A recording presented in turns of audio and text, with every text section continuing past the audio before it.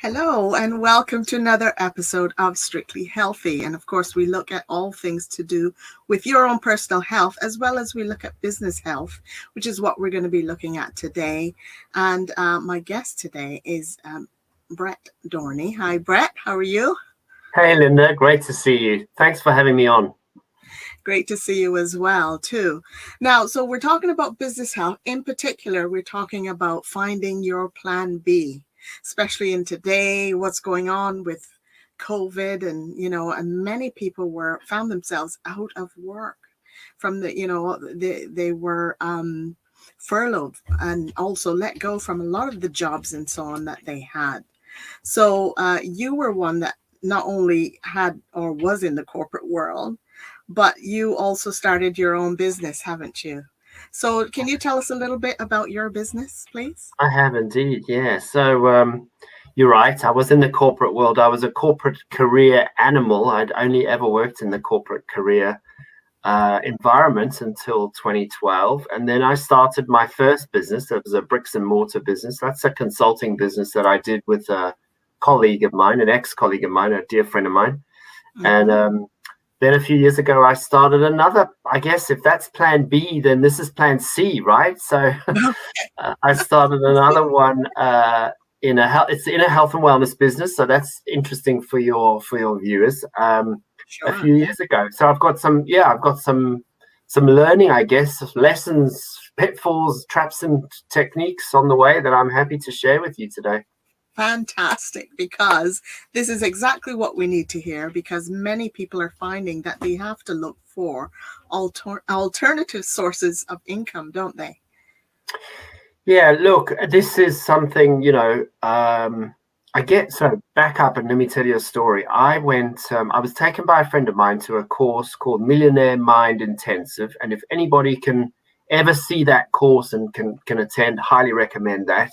And that really opened my eyes to you've got to have multiple sources of income. And yes. I kind of got it. I understood it. It made sense, intellectually that made a lot of sense. But actually, until the pandemic came along, I didn't really appreciate how important it was. So as your point you just made, like everybody should have multiple sources of income. We shouldn't all be invested in getting our income from just one place, because you just can't predict with any certainty whether that's always going to be there. You've talked about the furloughs and people losing their jobs. That's a reality for so many people right now. Yes. And having this approach is important.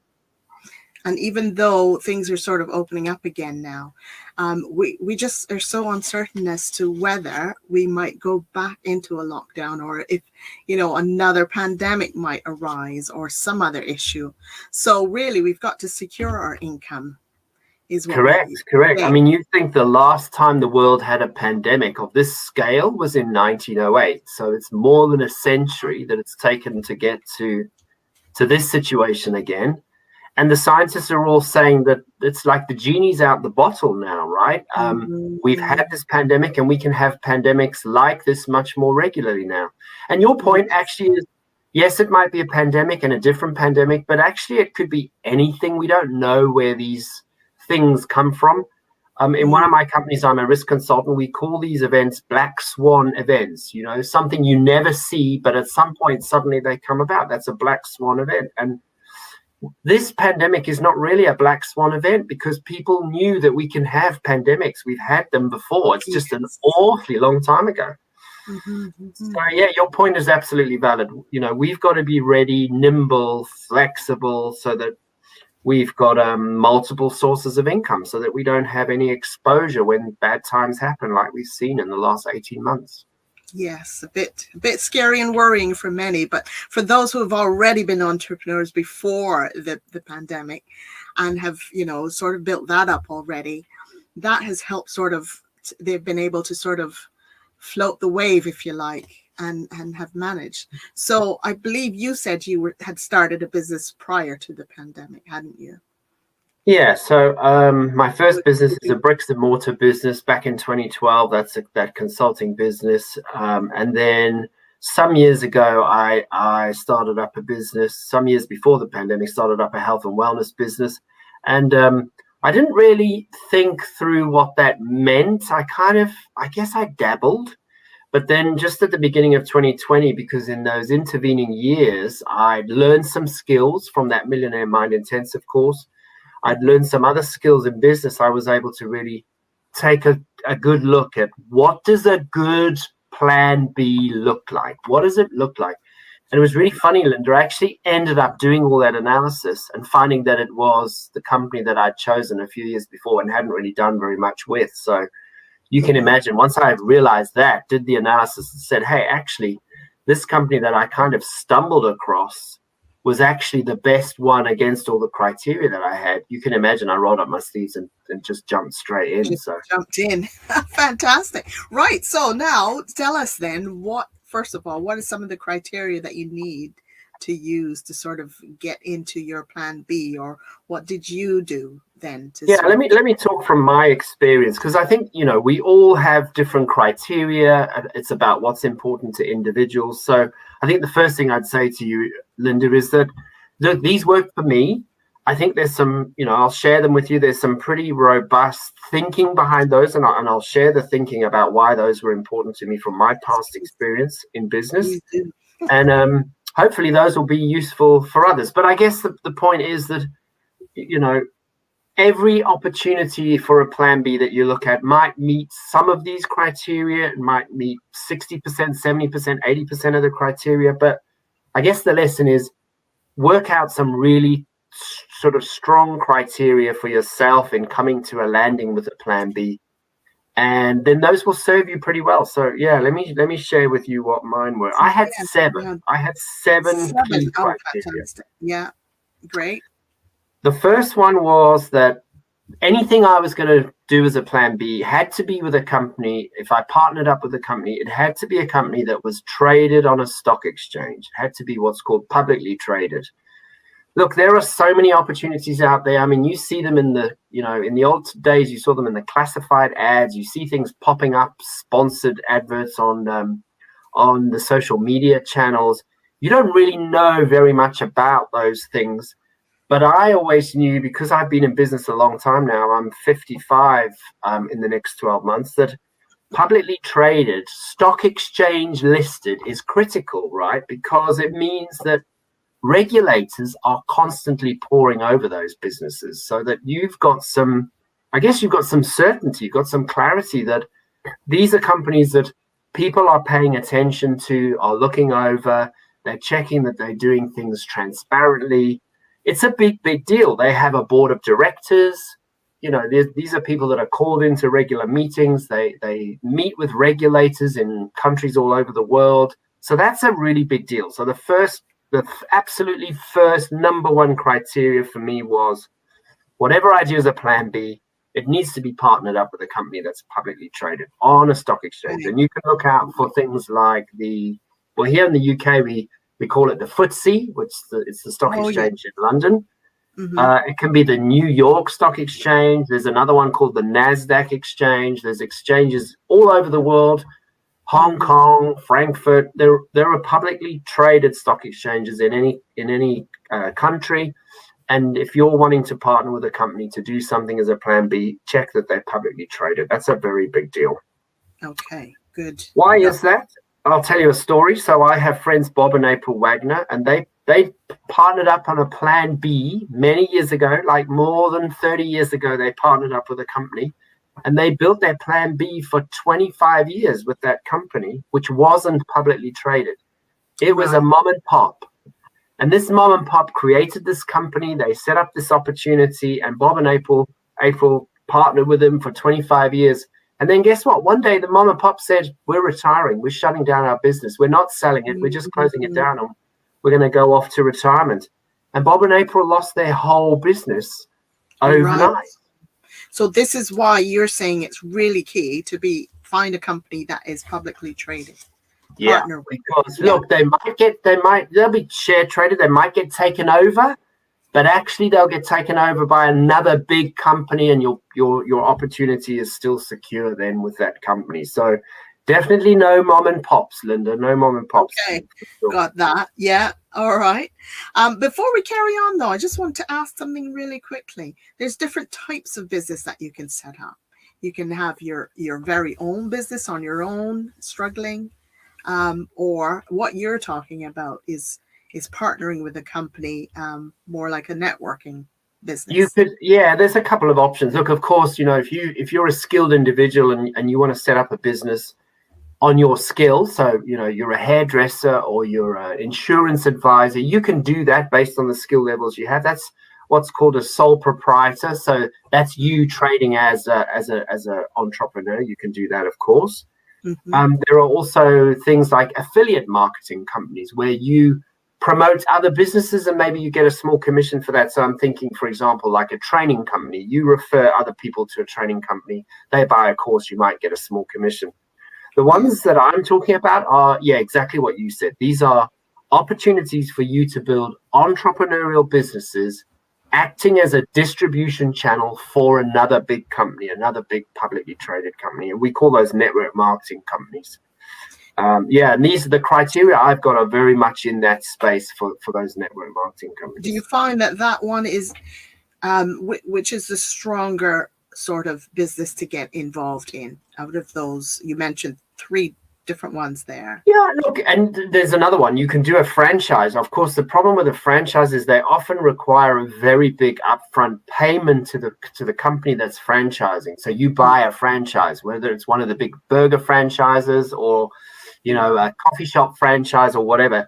You can start a business, but those usually require a very big outlay of funds. Mm-hmm. But in return for that outlay, you get all the things you need to run a successful business. Lots of support, all the marketing. You, of course, get a system, how to make the burgers, how to make the coffee, whatever it is you're doing. But the element of that, I think, is one of my criteria, actually. I'll come back to that with number 7. Okay. There's some similarities there as well for network marketing as well. So we're on number 2 then of the points that you said. Yeah, number 2 is a pretty easy one for me, and that is that if you're partnering up with a business, it's got to be something unique. It's got to be something that people want to buy. It's consumable, whether it's a product or a service, whatever it is. You want something that's unique, that people are like, wow, what is that? Yeah, that's something incredible. Maybe there's patents protecting the intellectual property behind that. You often hear on Dragon's Den or Shark Tank in the US, they talk about where's the patent. Always, that's right. That's like not one of the number 1 things, isn't it? You could picture Deborah Meaden saying, show me the patents. Yeah, agreed. That's important. That's got to be, you want to be, if you're partnering, you want something that's going to get you excited to get out and share with people, whether it's a product or a service. It's got to be something unique. That's key. Unique, yes. I think that is key, really. Yeah. Yeah, agreed. And there's number 3 is actually sort of somewhat related to that. And I've had some conversations with people recently, friends of mine that have been faced with this continuous furlough and like, wow, when am I ever going to work again? They're looking at some of these opportunities and they're picking them up and doing them. And the first question I say is this point number 3 is, are you competing with the company you've just partnered with? Interesting. So this happens, Linda. I've got friends right now that have partnered up with companies, and actually the company they're partnering up with sells direct to consumers on their website or sells in a retail environment in the high street or main street if it's in the US. You'd be surprised. People are still seeing those as opportunities, but actually they're in direct competition with the company that they're partnered with. That doesn't make any sense to me whatsoever. It makes no sense at all. So you're saying avoid those types of companies that will do that. Avoid those because you want to be one of the distribution partners that are unique, right? Of course, there'll be others that are doing something similar, but you don't want to be competing with the same company that you've just partnered with. Yes. Yes. Because they have resources that you don't have. So that's key, I think, Make sure there's no direct selling on their website to customers. Make sure they're not selling the product into high street shops, into chains, and so on. Yeah. Yes, I think that's very key, very, very key to make sure that you can secure the income that you've been working so hard on, really. You got it. You got it. Exactly right. It's just about saying, it's going to be enough of a challenge to build a business without doing that in competition with a company that you've gone to the trouble of partnering with, and then you find that they're competing with you. So yeah, and people say to me, like, that's obvious, Brett. I'm like, you'd be surprised how many are out there. You'd be Yeah, I surprised. think I can think of a couple of names of companies that yeah, they're selling, retail shops as well as online and so on. So you wonder, how are people really making some income and money? Yeah, Yes. exactly. And talking about income, number 4 for me, and this is also one that is sometimes buried and not very easy for people to see, is when you are partnering with a company, you've got to have what's called uncapped compensation plans. So there's so many opportunities out there where, for one reason or another, the companies are protecting their payment position to their distributors. And for example, they'll say, well, as you're building your business, when you get to a certain level, that business has to float off and be separate from yours. And so that turnover and volume doesn't count in your business. I'm like, that just doesn't make any sense. That's a disincentive to grow your business. And something like, oh, you can only earn whatever amount, 100K, 200K, a million, whatever the amount is. Mm. You don't want to be told, like, you can work as hard as you like, but at some level there's a cap. You can't go beyond that cap. That's just bonkers to me. It's like, why Yes, would you do that? yes. So that's a key thing to look out for then, a company, or you're working with a company that has on-cap compensation plans. Yes. I think so. I think so. Look, and there are loads out there, and it's tricky when you're starting out because you think, well, I don't really know enough about this. So Yes. all I say to people is, look, ask the question to the people that you're talking to, or when you're doing your research, however you're doing that, talking to other people that are already doing it, or you're in Google, whatever your research tool is, make sure you're finding out that compensation is uncapped, because you'd be surprised. That is an excellent tip, actually. Something definitely that people need to look out for. Very Yeah, good. and look, number 5 for me, this one you might need to, this is one you can maybe relax a little bit, because there are some great opportunities out there. But for me, number 5 is, it's quite personal to me, Linda, because for me, it's, you want to be in multiple markets. You don't only want to be in one country. And there are some amazing opportunities that are only in one country, only in Yes. the UK, only in the US, or whatever. It's like, you want to be in multiple countries because, Mhm. I mean, you and I are classic examples. Like, we've got people all over the world, US, Canada. I've got people in South Africa. I've got people in Canada. I've got people in Australia, New Zealand. Yeah. People all over the world. Well, yes, this is key because I was involved with a company myself that was just based in the UK. So you're limited in terms of the people you talk to. So finding people elsewhere online or whatever, you're Yeah. only limited whoever is in the UK. Yeah. Yeah, it's great you've had that experience. I've never had it. I just came to this because I thought, I knew of one in particular, which is a very good opportunity. There's one out there that's really, really good. It's only in the UK right now. And I just thought, that's not for me, because yes, I know loads of people in the UK, but actually my network extends to countries all over the world now. And Mm, partly it's because I'm an immigrant. I've come in, a bit like you, I've come in from somewhere else. And right. so my network, I think back to people like when I was at junior school, they're not all in that same country. They're all over the world. I've got people Sure. all over the world now. So that's important. And the world is expanded. We've got online opportunities, Zoom. We've been doing that to death as well. So we Exactly, can meet haven't we, people right? anywhere, can't we?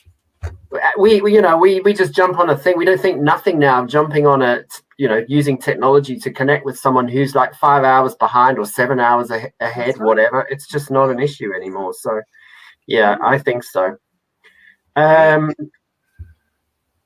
What was your sorry, number 6?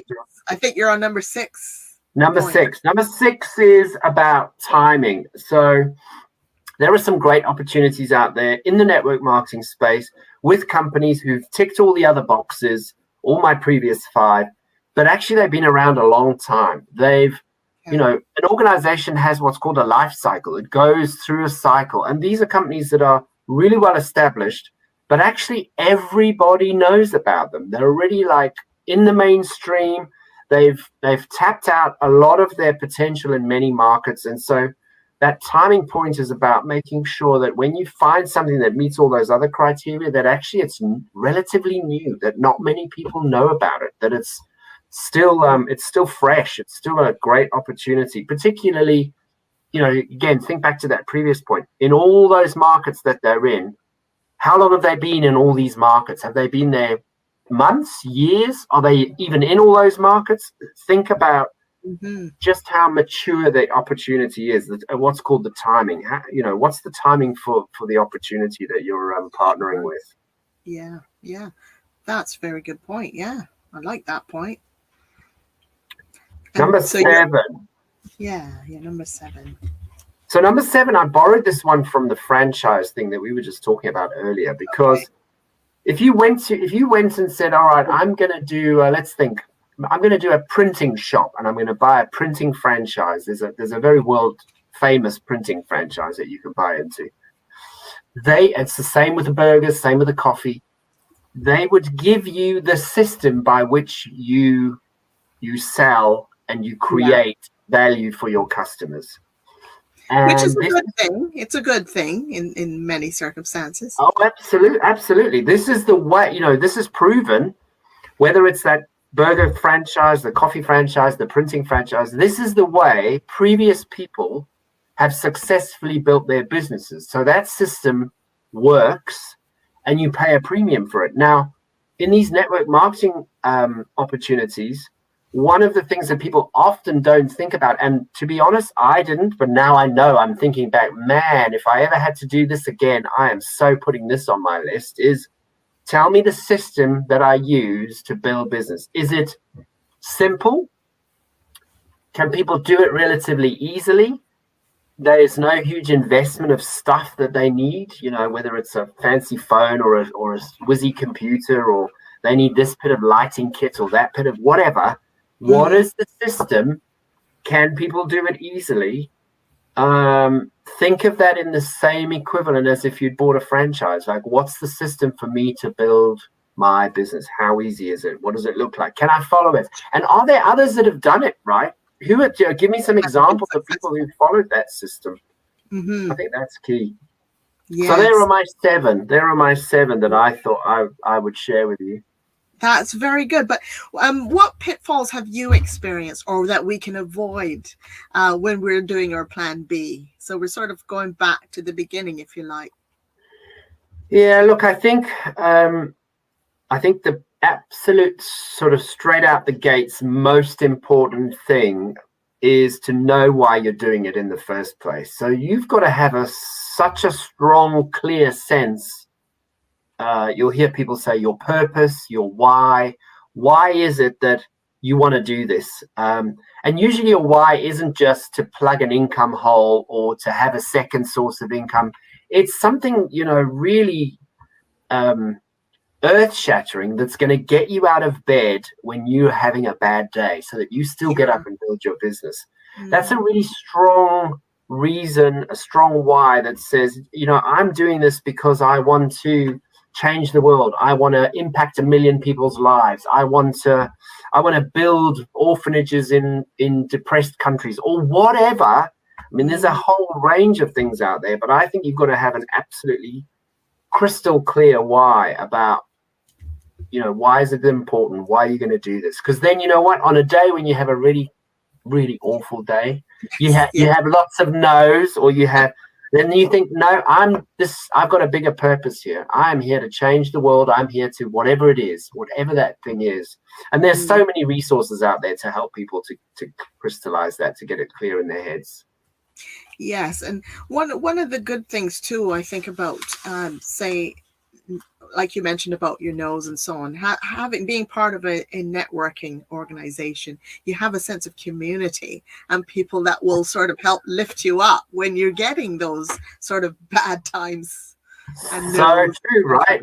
Like if you bought a franchise and said, oh, I'm gonna I'm going to open a bricks and mortar shop, and let's use that printing example. I'm going to start a printing company because there's an opportunity in my town or my village. They don't have a printing company.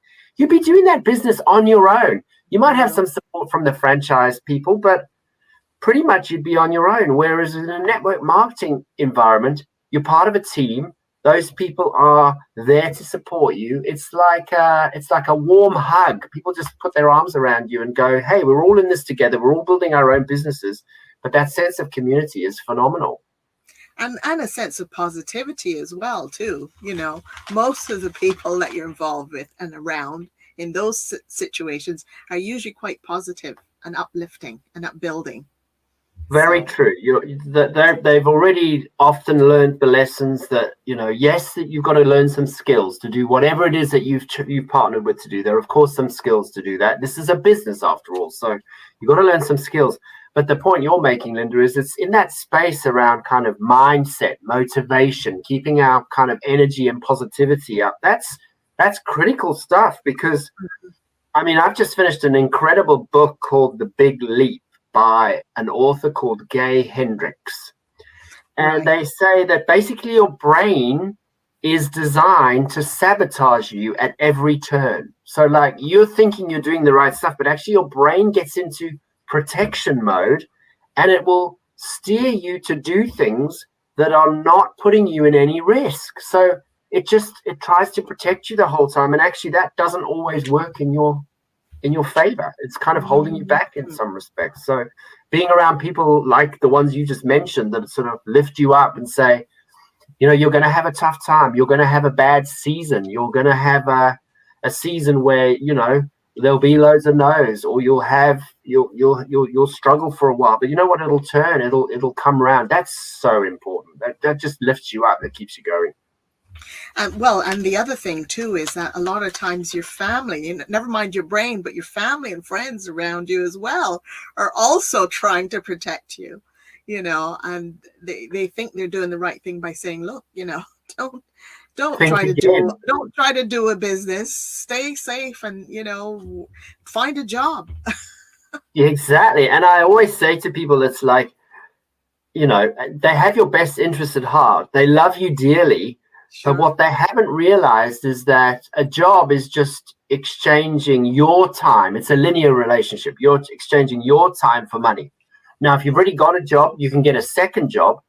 And of course, you've exchanged some time, you'll get more money. But the problem is, what are you giving up to take on that second job? So you've got to do things in a different way where, like the franchise or like the network marketing opportunity with a system, you're finding a system that starts to work for you, brings something called leverage into your business. It's not all about you all the time. You've got leverage in your business, and that's key.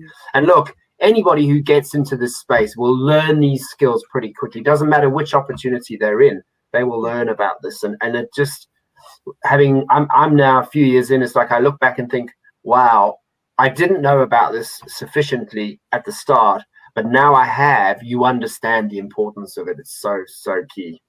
Mm-hmm. Great. Well, let's see. Are there any other final words then you want to share, or tips you want to share with us then? Yeah, I think just a couple of things. The temptation once you're doing some research is to stay in research mode. Like, I'm going to look at these different opportunities. I'm going to use some of these criteria that Brett and Linda have talked about today, but then I'm going to do nothing. And I would just say, make a decision. I am going to add a second stream of income into think of a portfolio. I'm going to add it into my portfolio. Of course, I'm going to have to do some work. I'm going to have to learn some new skills, but I'm going to make a decision. I'm going to start, and I'm not going to quit. Those are the kind of takeaways I would leave for people is don't just sort of get stuck in research mode. Once you've finished your research and you've made a decision, commit, take the action, and you'll see the results. Start and don't quit. That's an absolute takeaway, no question. Very, very good point. So we got 7 points there. I think another thing that people do too is get stuck in training mode. Once they've got into a business or whatever, they're constantly, I need to learn as much as I can. And they keep learning, and they never get down to the actual taking the action. That's very true. And look, I'll hold my hand up. I remember for the first 3 months when I found my opportunity, I literally just stayed in learning mode. I didn't talk to anybody. And then a dear mentor of mine, Grania, said to me one day, a knowledge on ice or enthusiasm on fire. Get out and start just building your business, talking to people, take some action. So your point's absolutely valid, Linda. Absolutely right. And not only that, taking some, this business about being on fire, as in not knowledge on fire, but ignorance on fire is what you're saying. People like to hear your story, your personal story about why you got involved in this. What is your why, as you mentioned earlier? That's the bit that really gets people interested, is your personal story. 100%. People love stories. So if you can weave a story into it as you're building your business and sharing with people, you will have people sitting at your feet waiting to hear your story, and it's the way to go to just get started. So yes, don't get stuck in training mode. Make a commitment, make a decision, start, don't get stuck in training mode, and don't quit. Yeah, so you've got it. There's the keys. Thank you ever so much, Brett. I appreciate your time. Just hang on and I'll just do a bit of a wrap up. Love it. Thanks, Linda. It's been great. So that was Brett Dorney. He shared some fabulous tips with us today, and hopefully we'll get that on a PDF that we can share around to others as well. So that was about finding your plan B.